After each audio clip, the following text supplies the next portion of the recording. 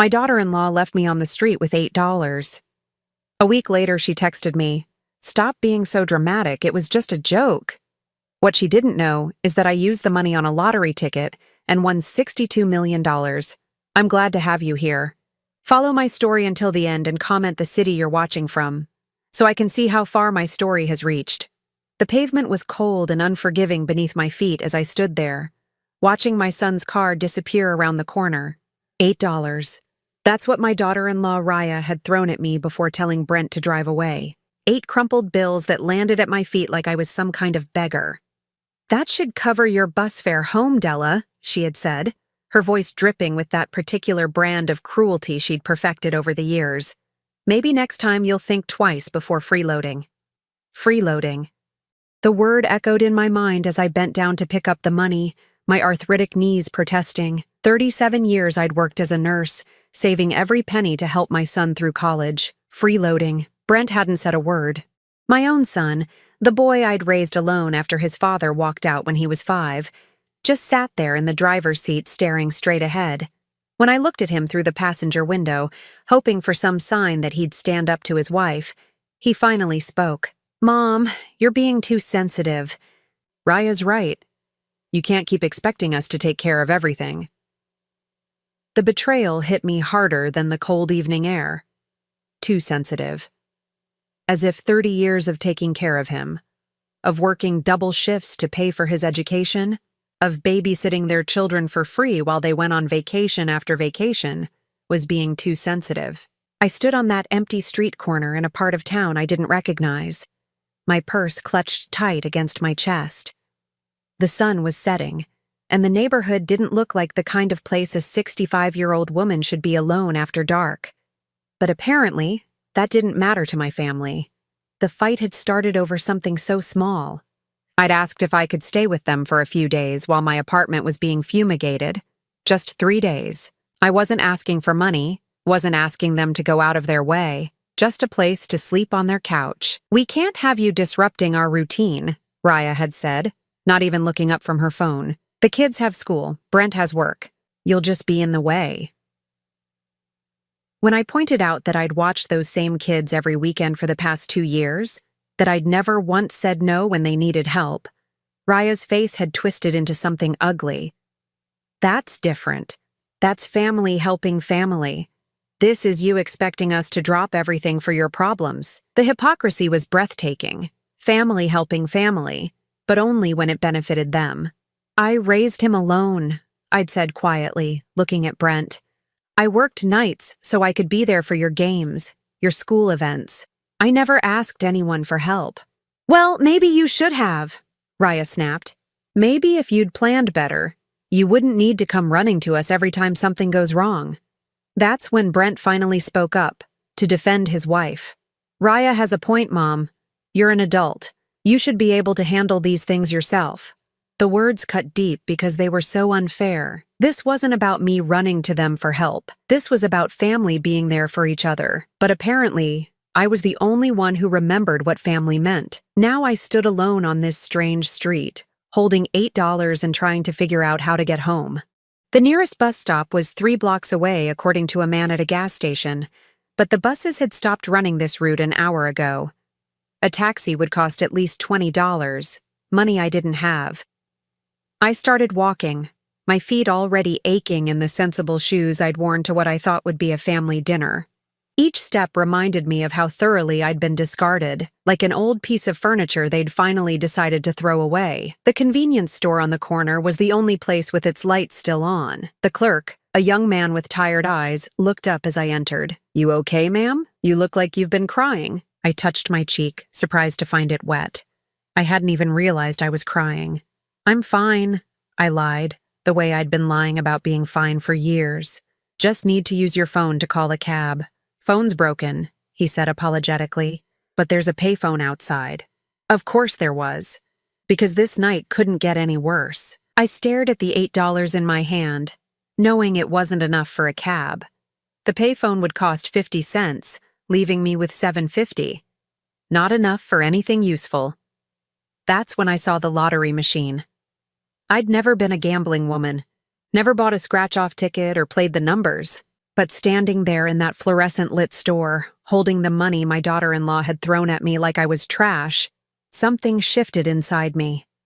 "Does that lottery machine work?" I asked the clerk. He nodded. "Powerball drawings tonight. Jackpot's up to 62 million. 62 million. The number was so large it didn't seem real. I thought about Raya's designer handbags, about the way she'd redecorated their kitchen twice in the past year, while I'd been eating peanut butter sandwiches for dinner to make my Social Security stretch. "I'll take one ticket," I heard myself say. "Quick pick." The machine hummed as it printed my ticket. $5 gone, leaving me with $3 and the longest of long shots. But as I folded that ticket and slipped it into my purse, I felt something I hadn't felt in years. Defiance. Let them call me too sensitive. Let them say I was freeloading. I'd spent my whole life taking care of other people, putting their needs before my own. Maybe it was time I took a chance on myself. The walk home took 2 hours. 2 hours of sore feet and aching knees, of replaying every cruel word, every dismissive look. But with each step, something was hardening inside me, a resolve I didn't know I still possessed. By the time I reached my apartment, I'd made a decision. Win or lose, something had to change. I was done being their convenient caretaker and inconvenient burden. I was done accepting crumbs of affection from people who should have loved me unconditionally. I was done being too sensitive about being treated like I didn't matter. Because maybe, just maybe, I was about to matter more than any of them could imagine. The numbers on my television screen didn't register at first. I'd been half asleep on my couch, the lottery ticket forgotten in my purse since that horrible night a week ago. The drawing was just background noise while I nursed my third cup of tea and tried to ignore the silence of my phone. 7 days. 7 days since Brent and Raya had left me on that street corner, and not one phone call, not even a text to make sure I'd made it home safely. The silence spoke louder than any argument ever could. Tonight's winning Powerball numbers are 7, 14, 21, 35, 47, and Powerball number 9. I almost didn't check. What was the point? But something made me reach for my purse, maybe just to have something to do with my hands besides worry them raw. The ticket was crumpled from being shoved between my keys and wallet. I smoothed it out, squinting at the tiny numbers in the lamplight. 7, 14, 21, 35, 47, and Powerball 9. My hands started shaking before my brain fully processed what I was seeing. I checked again, then again.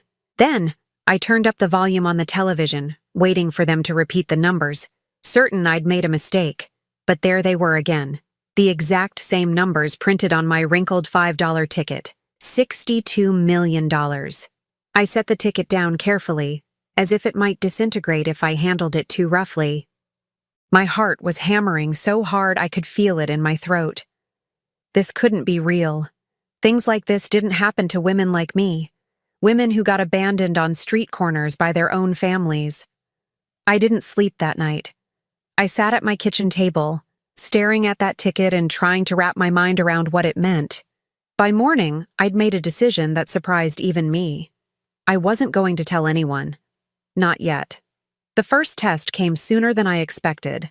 My phone buzzed with a text message just as I was making my morning coffee. Raya's name appeared on the screen, and my stomach clenched automatically. Even before I read the message, I knew it wouldn't be an apology. "Stop being so dramatic, Della. It was just a joke. You're acting like we committed some crime. Brent feels bad about the other night. Maybe we can do dinner this weekend if you promise not to make a big deal about everything. Just a joke." She thought abandoning me in a dangerous neighborhood with $8 was a joke. And now she was graciously offering to let me back into their lives if I promised to pretend it never happened. I stared at that message for a long time, my coffee growing cold in my hands. A week ago, I would have jumped at the chance to reconcile. I would have swallowed my hurt and shown up with a smile, grateful for whatever scraps of affection they threw my way. But that was before I knew what I now knew. I typed back a simple response. "I'm busy this weekend." Her reply came immediately. "Busy with what? You never do anything." The casual cruelty of it took my breath away. You never do anything. As if my life was so empty, so meaningless, that the idea of me being busy was laughable.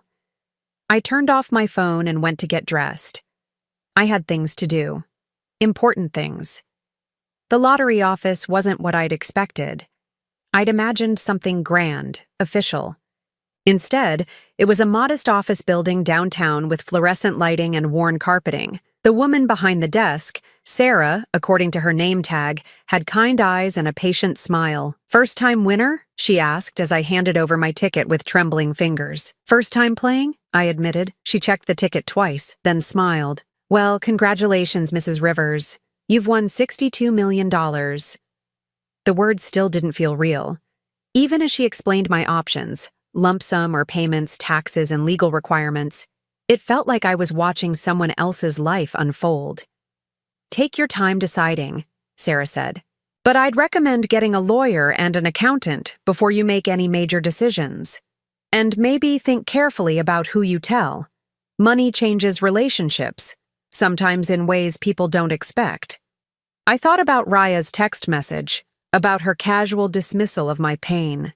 Money changes relationships. What she didn't know was that mine had already changed. The next few days were strange. I went through my normal routine: grocery shopping, laundry, my weekly visit to the library, but everything felt different, like I was observing my life from the outside.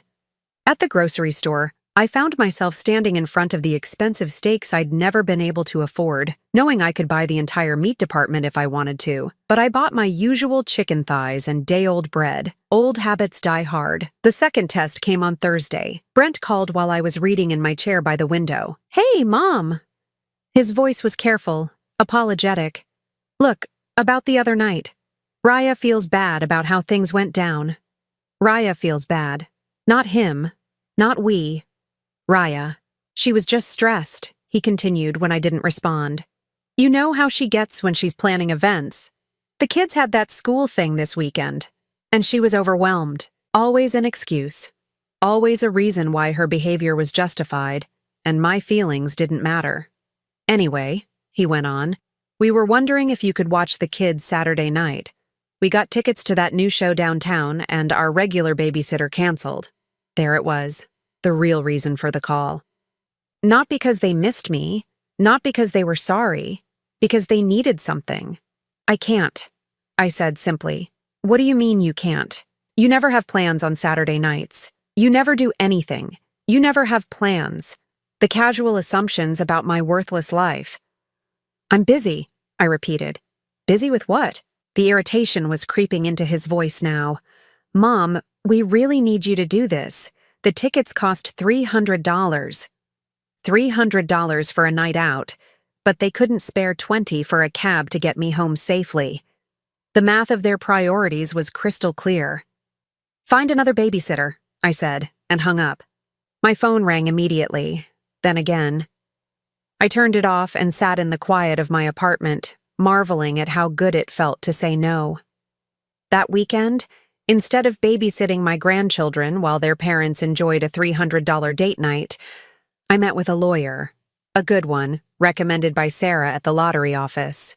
His office had real wood paneling and leather chairs that didn't have duct tape covering the tiers. "You want to keep this quiet for now," he said after I'd explained my situation. "That's smart. Gives you time to make good decisions before the pressure starts." "What kind of pressure?" He leaned back in his chair, studying me. "You'd be surprised how fast family dynamics change when money enters the picture. People who've never given you a second thought suddenly remember how much they love you." I thought about Raya's text, about Brent's assumption that I'd drop everything to babysit. They didn't love me now. What would they feel when they found out about the money? Love? Or just a more intense version of the taking they'd always done? "I want to set some things up," I told him, "before anyone knows. I want to be prepared." He smiled. "That's the smartest thing I've heard from a lottery winner in 20 years. As I walked out of his office that afternoon, my phone buzzed with another message from Raya. "Really, Della? You couldn't help us out one night? Brent is so disappointed in you right now." I stared at that message, thinking about the $62 million in my future and the years of disappointment in my past. They had no idea what disappointment really looked like. But they were about to learn. The chest pains started on a Tuesday morning, sharp and sudden enough to make me drop my coffee mug. It shattered on the kitchen floor, spreading ceramic shards and dark liquid across the linoleum I'd been meaning to replace for years. As I knelt to clean up the mess, another pain shot through my chest. This one was real. The stress of the past few weeks, the sleepless nights spent planning my new life, the weight of keeping such an enormous secret. My body was finally protesting. But as I sat in the emergency room 3 hours later, watching nurses bustle past with their practiced efficiency, an idea began to form. A terrible, necessary idea. I needed to know exactly where I stood with my family, not just the casual cruelty I'd grown accustomed to, but how they'd react when I truly needed them, when I was vulnerable and scared and couldn't give them anything in return. The doctor, a young woman who reminded me of myself 30 years ago, was reassuringly thorough. "It's stress-related," she explained after running tests. "Your heart is fine, but your blood pressure is elevated. Have you been under any unusual pressure lately?" I almost laughed. Unusual pressure. If she only knew. "I want you to take it easy for the next few weeks," she continued. "Reduce stress where possible. Do you have family who can help out?" That was the question, wasn't it? I called Brent from the hospital parking lot, my hand still shaking slightly from the afternoon's events. "Mom?" He sounded distracted, probably at work. "What's up?" "I'm at the hospital," I said, not having to fake the tremor in my voice. "I had chest pains this morning." The silence stretched long enough that I wondered if the call had dropped. "Are you okay?" he asked finally, but his tone was more annoyed than concerned, like I'd interrupted something important. "The doctor says it's stress-related, but they want me to take it easy for a while. I was wondering if I could stay with you and Raya for a few days, just until—" "Mom, this really isn't a good time." The words came fast, rehearsed, like he'd been preparing for this conversation. "Raya's got that big presentation at work, and the kids have finals coming up. The house is just chaos right now." "I wouldn't be any trouble," I said quietly. "I could help with the kids, maybe cook. No, it's not about helping. It's just, you know how you get when you're stressed, all anxious and needy. We can't handle that right now on top of everything else. Anxious and needy. That's how my son saw me when I was scared and in pain. Not as a mother who'd sacrificed everything for him, but as an inconvenience. What if I need help?" I asked. "What if something happens?" "You'll be fine," he said with the casual confidence of someone who'd never had to face anything truly frightening alone. "You're tough. You always figure things out." Tough. I was tough when they needed me to be, when it meant they didn't have to worry about me. But when I needed them to be strong for me, suddenly I was anxious and needy. "I have to go, Mom. Meeting in 5 minutes." The line went dead, leaving me sitting in my car with the taste of betrayal bitter in my mouth. That evening, I called again. This time, Raya answered. "Oh, Della, Brent told me about your little episode today." Her voice dripped with the kind of false sympathy that felt worse than outright hostility. "You know, my mother had the same thing a few years ago. Stress-related chest pains. The doctor told her it was all in her head. All in her head.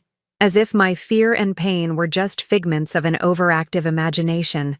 The thing is," Raya continued, "you really need to learn to manage your anxiety better. Have you considered seeing a therapist? There are some very affordable options for seniors."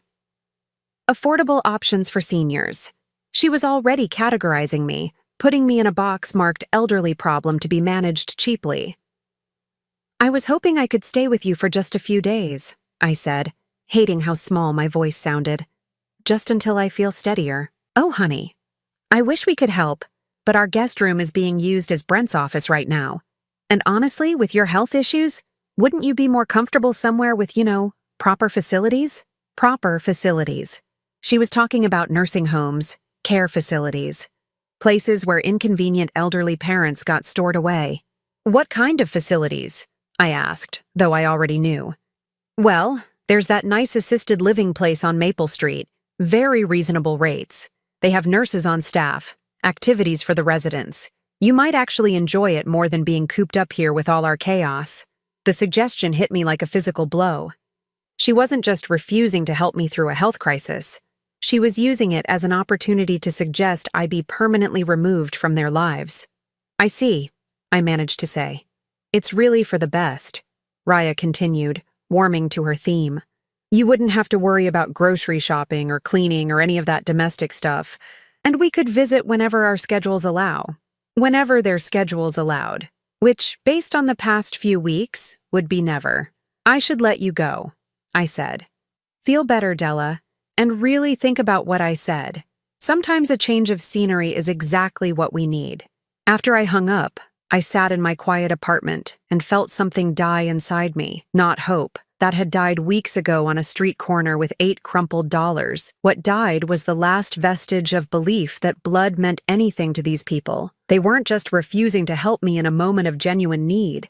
They were actively trying to get rid of me permanently. Raya had practically been shopping for nursing homes while I was still explaining my symptoms.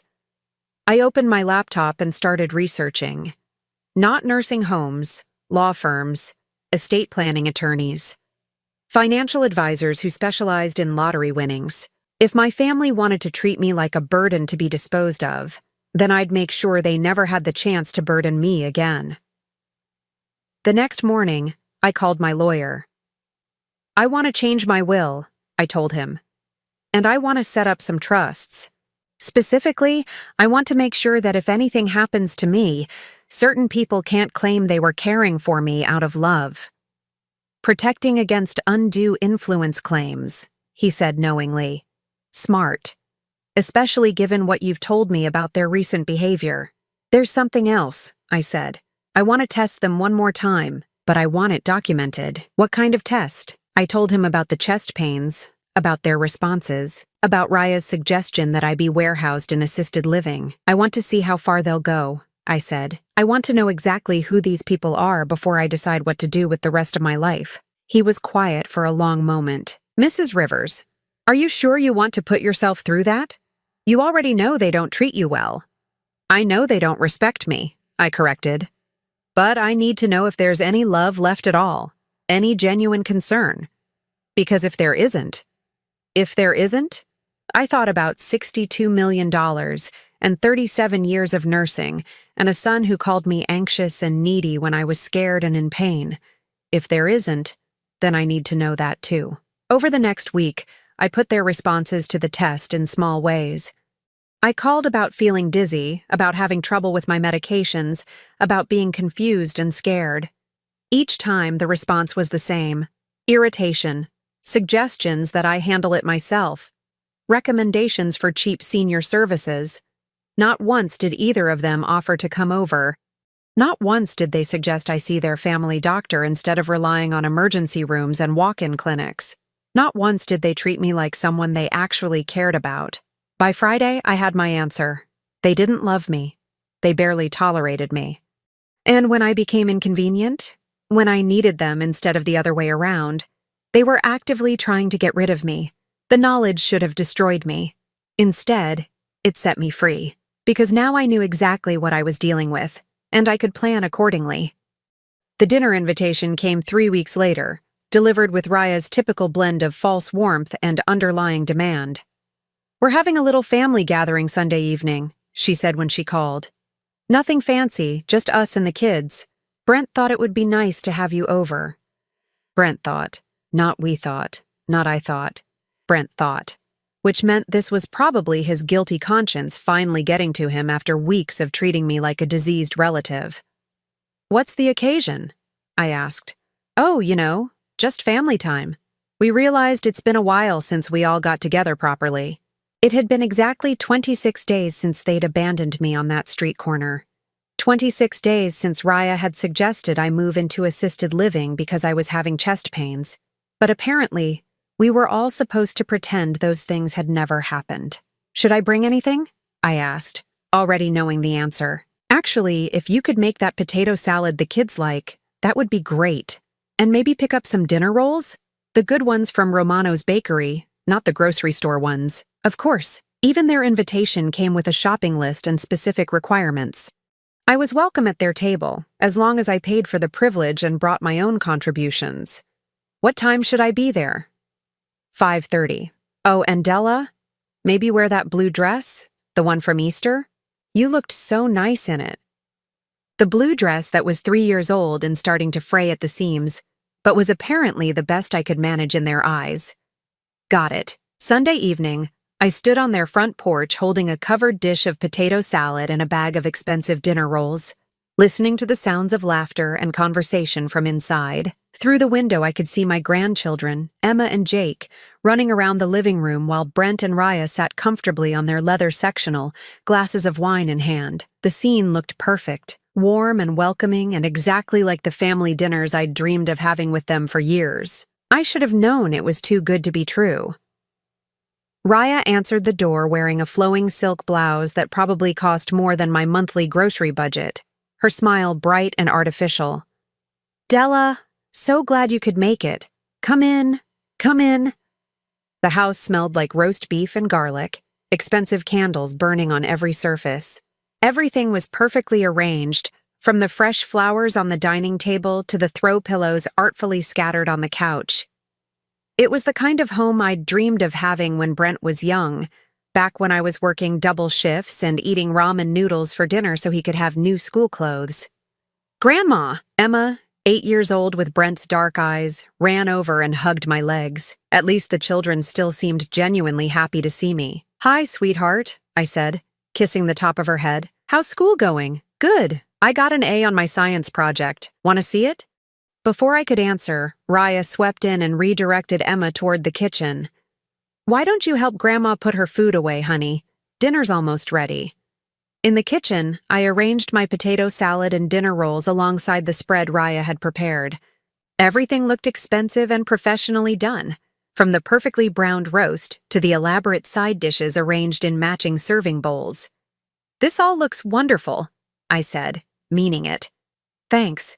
I've been cooking all day." She said it with the air of someone who'd just completed a marathon, though I noticed the price stickers still on some of the containers, suggesting at least part of the meal had been catered. Brent appeared in the doorway, beer in hand, and gave me the kind of awkward hug that felt more like an obligation than affection. "Hey, Mom, good to see you. Good to see you too." I studied his face, looking for some sign of genuine warmth, some indication that he'd missed me over the past weeks, but his smile was the same polite expression he might give a neighbor or coworker. "How have you been feeling?" he asked. "Any more of those chest pain episodes?" The question sounded concerned enough, but his tone was casual, like he was asking about the weather. "I'm managing," I said. Good. That's what I figured. You're tough." There it was again. I was tough when it meant they didn't have to worry about me, didn't have to actually help or care. Dinner started pleasantly enough. The children chattered about school and friends. Brent talked about a promotion he was hoping for at work, and Raya shared gossip about their neighbors. For a few minutes, I let myself relax into the illusion that this was what I'd always wanted, a normal family dinner where I belonged. That illusion shattered about halfway through the meal. "So, Mom," Brent said, cutting into his roast beef with surgical precision, "Raya and I have been talking, and we think it might be time for you to consider some lifestyle changes." The way he said it, so carefully neutral, made my stomach clench. "What kind of changes?" Raya leaned forward, her expression earnest and concerned in that particular way that meant she was about to say something devastating while pretending it was for my own good. "We're worried about you living alone," she said, "especially after those health scares. What if something serious happens and there's no one there to help?" "I have neighbors," I said carefully, "and I can always call 911. "But that's not really a long-term solution, is it?" Brent chimed in. "I mean, you're 65 now. These things are only going to get worse." These things. My age, my health, my very existence had become these things. Problems to be managed rather than natural parts of life. "What are you suggesting?" I asked, though I was beginning to suspect I already knew. Raya brightened, as if she'd been waiting for this opening. "There's this wonderful place called Sunset Manor. It's an assisted living community, very well reviewed. They have activities, medical staff on site, meal plans. It would take so much stress off your shoulders, and off ours," Brent added with brutal honesty. "We worry about you all the time, Mom, whether you're eating right, taking your medications, staying safe. It would be such a relief to know you were somewhere with professional care." Professional care. They were talking about shipping me off to an institution so they wouldn't have to feel guilty about ignoring me anymore. Have you looked into this place? I asked. Oh, yes, Raya said eagerly. I drove by last week. Very nice grounds, friendly staff, and it's not too expensive. Well, within your Social Security budget if you're careful about spending. Within my Social Security budget, they'd calculated exactly how much my warehousing would cost and determined it was affordable. How thoughtful of them. The best part, Raya continued, is that it's only 20 minutes away. We could visit regularly. How regularly? I asked. Brent and Raya exchanged a glance. Well, with our schedules, probably monthly, maybe more during holidays. Monthly visits. After a lifetime of raising Brent, of being there for every scraped knee and broken heart, of sacrificing my own dreams so he could achieve his, they were offering me monthly visits. What about the children? I asked. When would I see Emma and Jake? Another glance between them. This one longer, more uncomfortable. The thing is, Raya said slowly, we think it might be better if their visits were supervised. You know how you get sometimes when you're stressed or upset. We don't want the kids to see you that way. Supervised visits. They were talking about me like I was a danger to my own grandchildren. Like my love for them was somehow toxic. How do I get? I asked quietly. Oh, Raya waved her hand vaguely. Emotional. Needy. The kids don't understand why Grandma's always sad or worried. Always sad or worried. Because I'd been mourning the loss of my family while they'd been planning to dispose of me. I think this is really the best solution for everyone, Brent said, his tone final.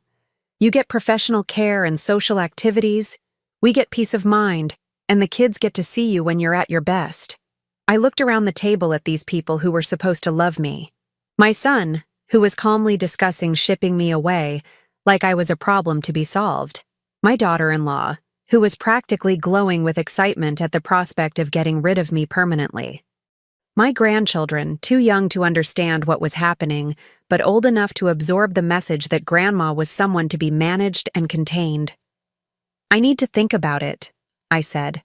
Of course, Raya said brightly. Take your time. Though I should mention, they have a waiting list, so if you're interested, we should probably put your name down soon. They'd already researched waiting lists.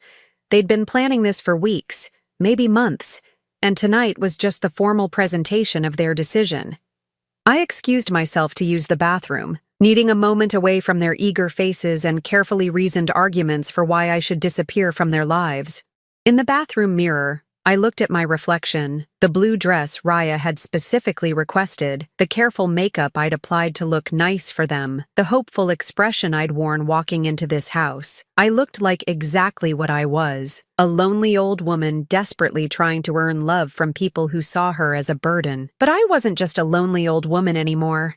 I was a lonely old woman with $62 million and absolutely nothing left to lose.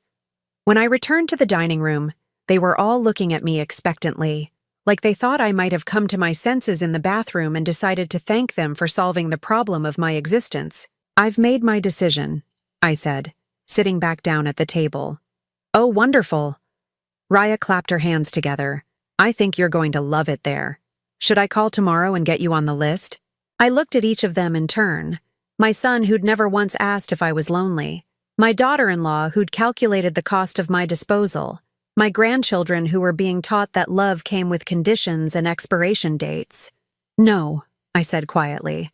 I don't think I'll be needing assisted living after all. The silence that followed was sharp enough to cut glass. The silence stretched until Raya's forced laugh broke it. What do you mean you won't be needing it? She asked, her smile becoming strained around the edges. Della, we've explained why this is the best option for everyone. I folded my napkin carefully and placed it beside my plate. I've made other arrangements. Brent leaned forward, his brow furrowed. What kind of arrangements? Mom, you can't just ignore reality because you don't like it. Reality. The irony wasn't lost on me. Actually, I said, reaching into my purse, I think it's time we all faced reality. I pulled out the lottery ticket, not the original, which was safely stored in my lawyer's vault, but a photocopy I'd had made for exactly this moment. I placed it on the table between the expensive serving dishes and watched their expressions change as they read the numbers. What is this? Raya asked, though her voice had gone very quiet. It's a lottery ticket, I said calmly. From the night you left me on Elm Street with $8. Brent picked up the paper, his eyes scanning the numbers. Mom, what are you trying to prove? So you bought a lottery ticket. So what? Check the winning numbers from 3 weeks ago, I suggested. They're on your phone. I watched as Brent pulled out his phone, his fingers moving across the screen. I saw the exact moment he found the winning numbers, saw his face go pale as he compared them to the paper in his hands. This is? He started, then stopped, looking up at me with something I'd never seen in his eyes before.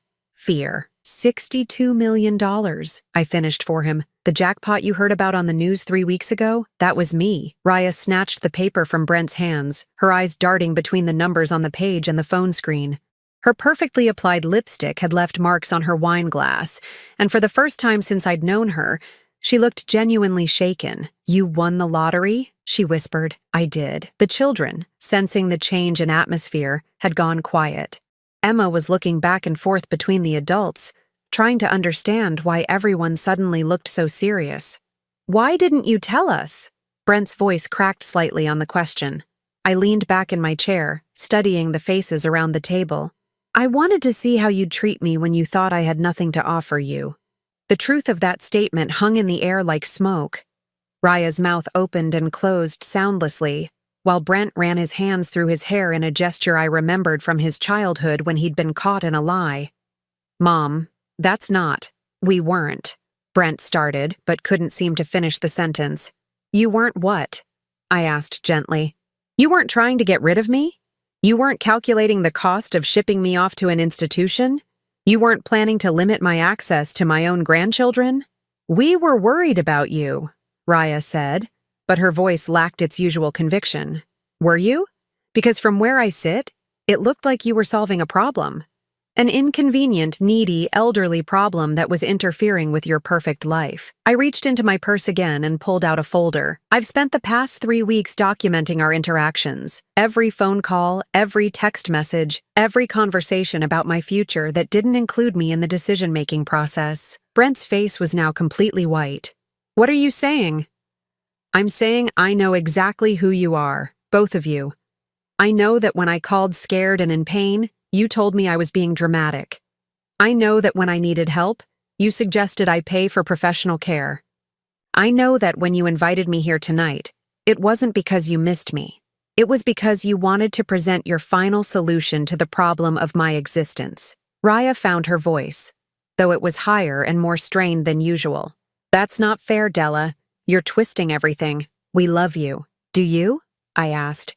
Because I've been trying to figure out what love looks like in this family, and I'm having trouble identifying it. I opened the folder and pulled out printed copies of text messages.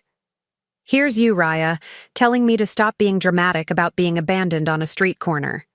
Here's you suggesting I should learn to manage my anxiety better when I was having chest pains. And here, I pulled out another page, is you researching nursing homes and calculating costs while I was explaining my symptoms. Her face flushed red. I was trying to help. Help whom? Because it wasn't me. I turned to Brent. And you, when I called from the hospital, you were annoyed that I'd interrupted your day. When I asked if I could stay with you during my recovery, you called me anxious and needy. When I needed my son, you offered me excuses. Mom, please, Brent said. And for a moment he sounded like the little boy who used to crawl into my bed during thunderstorms. We can fix this. We can do better. Can you? Because I've been giving you chances to do better for weeks now, and every single time, you've chosen to see me as a burden rather than your mother. I pulled out my phone and showed them the screen. This is my lawyer's number. I called him yesterday and made some changes to my estate planning. The silence that followed was deafening. What kind of changes? Raya asked, her voice barely above a whisper. Well, originally, I was planning to leave everything to Brent and the children. A trust fund for Emma and Jake's education, the house, whatever was left of my savings. I paused, watching their faces. But then I started thinking about what you'd said tonight, about how I need professional care, how I'm too emotional and needy for my own grandchildren to be around unsupervised. We didn't mean, Brent started. You meant every word. I cut him off. and I believe you. So I've made arrangements that reflect your honest assessment of my character and capabilities. I reached into the folder one more time and pulled out a legal document. This is a copy of my new will. The children will receive a modest trust fund for education, enough for college, but not enough to make them targets. The rest goes to various charities that support elderly people who've been abandoned by their families. Raya made a sound somewhere between a gasp and a sob. There's also this, I continued, pulling out another document, a detailed account of every dollar I've spent supporting this family over the years. Every mortgage payment I helped with, every vacation I funded, every time I bought school clothes or paid for activities or covered your emergencies, with interest calculated at current market rates. Brent's hands were shaking as he took the paper.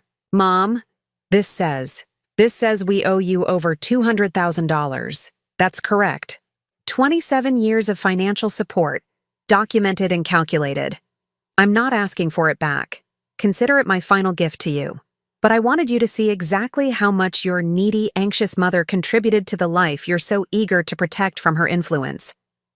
The room was so quiet I could hear the grandfather clock ticking in the hallway. Emma tugged on her mother's sleeve. Mommy, why is everyone crying? Because they were crying. Raya's perfect makeup was streaking down her cheeks, and Brent's eyes were red-rimmed as he stared at the numbers on the paper. I'm not doing this to hurt you, I said gently. I'm doing this because you've made it very clear that you don't want me in your lives unless I'm useful to you. And I'm tired of being useful to people who don't love me. We do love you, Brent said desperately. Mom, we do. We made mistakes. You made choices, I corrected. Over and over again, you chose to see me as a problem to be managed rather than a person to be cherished. Tonight was just the final presentation of a decision you made weeks ago. I stood up, my chair scraping against the hardwood floor. I want you to know that I don't hate you. Either of you. But I also don't trust you. And I can't build a relationship with people who only value me when I have something they want. Where are you going? Raya asked, panic creeping into her voice. Home. To my apartment. The one you think is too dangerous for me to live in alone. I gathered my purse and folder. Don't worry about visiting me at Sunset Manor. I won't be there. Mom, wait! Brent stood up so quickly his chair fell over. Please, we can talk about this. We can work it out. I looked at him for a long moment. This man I'd raised, sacrificed for, loved unconditionally for 37 years. Can we? Because I've been trying to work it out for months, and every conversation ends with you telling me what's wrong with me and how I need to change to fit into your life. That's not what we meant. It's exactly what you meant. And you know what? You're right. I do need to change. I need to stop begging for love from people who've already decided I'm not worth it. I walked toward the door, listening to their footsteps following me. In the foyer, surrounded by family photos that had always somehow managed to include everyone except me, I turned back one final time. The money changes everything for me, I said. But it doesn't change anything about who you are. Tonight you showed me exactly what kind of people you've become, and I believe you. I opened the front door and stepped out into the cool evening air. Behind me I could hear Raya's voice, high and desperate. Della, please, we can start over. We can be better. I didn't turn around. Some bridges, once burned, were never meant to be rebuilt. As I drove home through the familiar streets of my neighborhood, I felt something I hadn't experienced in years. Peace. Not happiness, not yet, but peace. The kind that comes from finally stopping the fight you were never going to win. My phone started ringing before I even reached my apartment. Brent's name flashing on the screen, then Raya's, then Brent's again. I turned the phone off and drove the rest of the way in blessed silence. Tomorrow, there would be more calls, more desperate attempts to undo 37 years of taking me for granted. But tonight, I was free. Free from their judgment, their expectations, their casual cruelty disguised as concern. Free to figure out what the rest of my life could look like when it belonged entirely to me. 5 months later, I stood in the garden of my new home, watching the sunrise paint the mountains in shades of gold and pink. The house was modest by lottery winner standards, 3 bedrooms, 2 baths, and a wraparound porch that overlooked 20 acres of Colorado wilderness. But it was mine, every board and nail of it, chosen because I loved the way the light fell through the kitchen windows in the morning.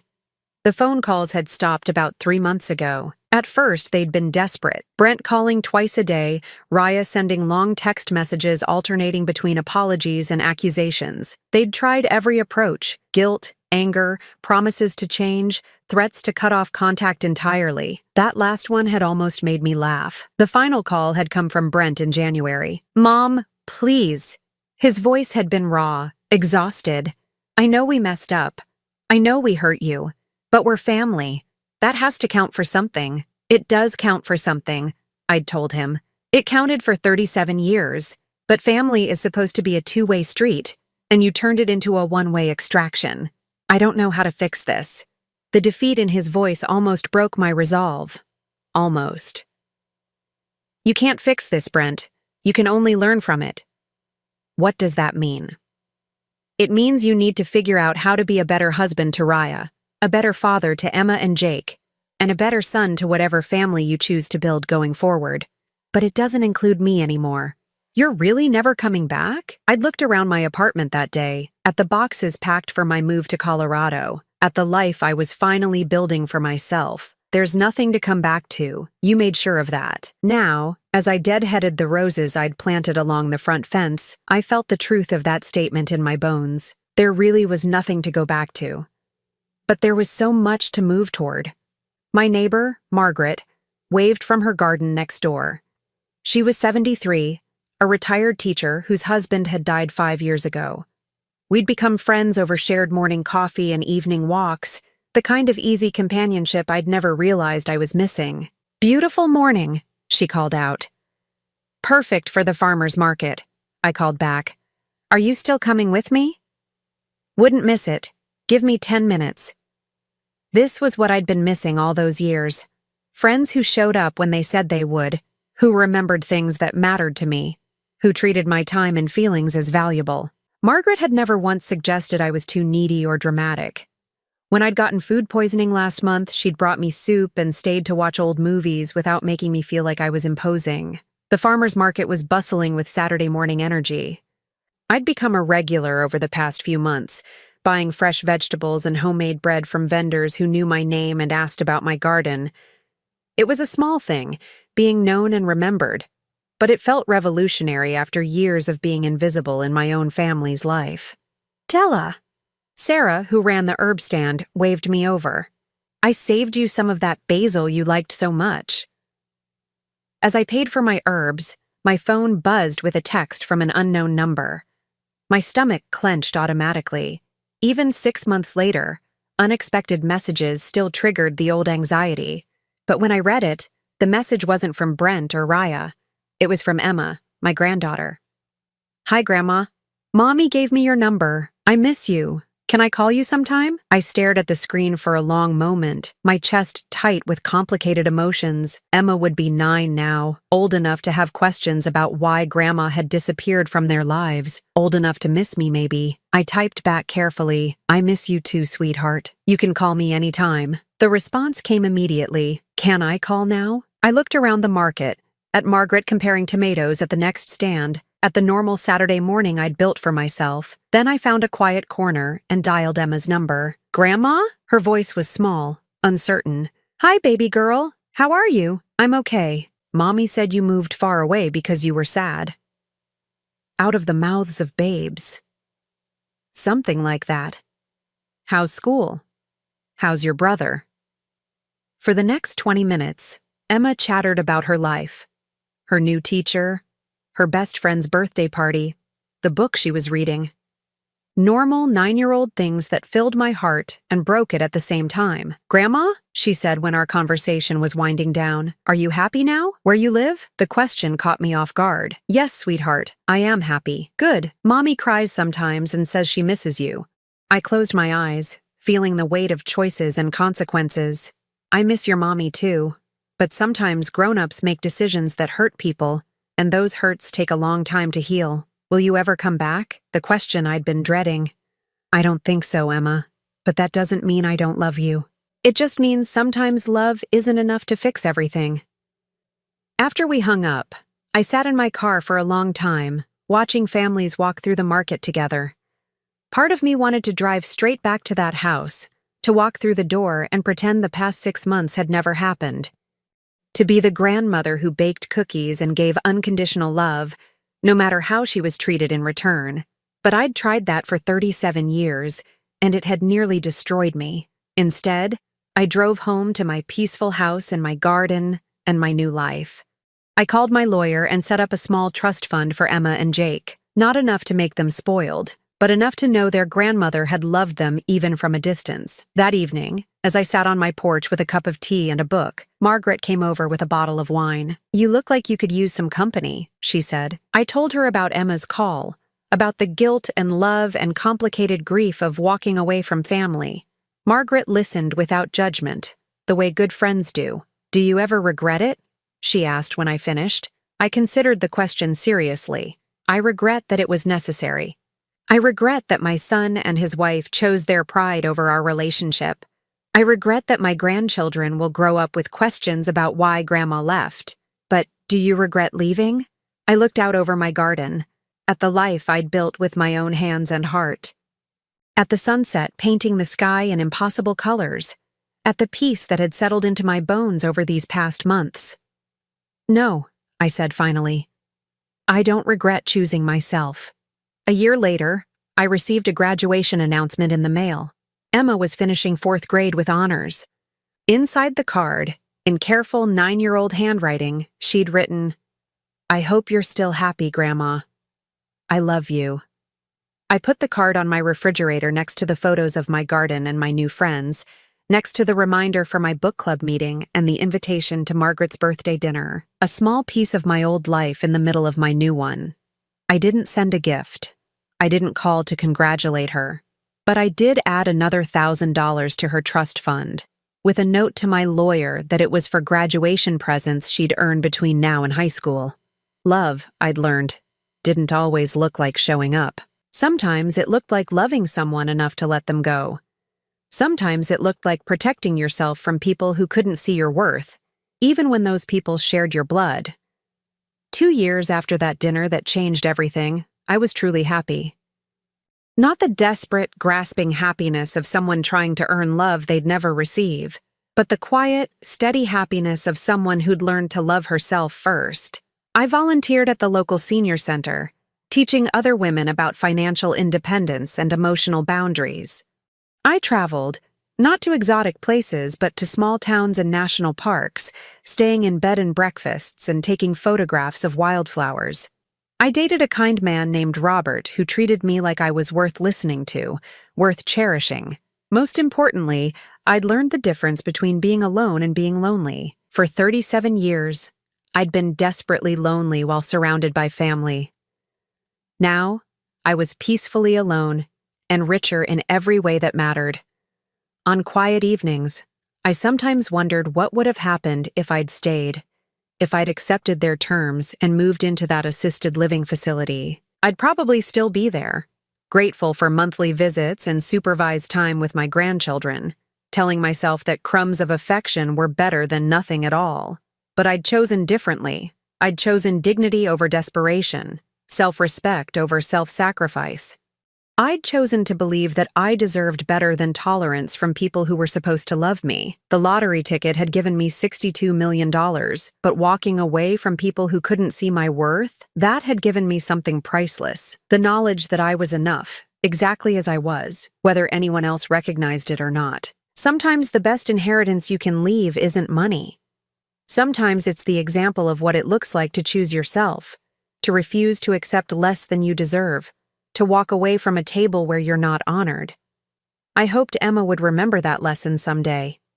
I hoped she'd remember that her grandmother was brave enough to leave, strong enough to start over, and wise enough to know that love without respect isn't love at all.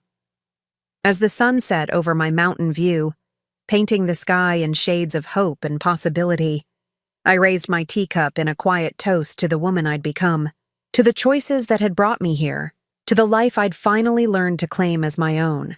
Some stories don't end with reconciliation. Some end with liberation, and sometimes that's the most beautiful ending of all. Now I'm curious about you who listened to my story. What would you do if you were in my place? Have you ever been through something similar? Comment below. And meanwhile, I'm leaving on the final screen 2 other stories that are channel favorites, and they will definitely surprise you. Thank you for watching until here.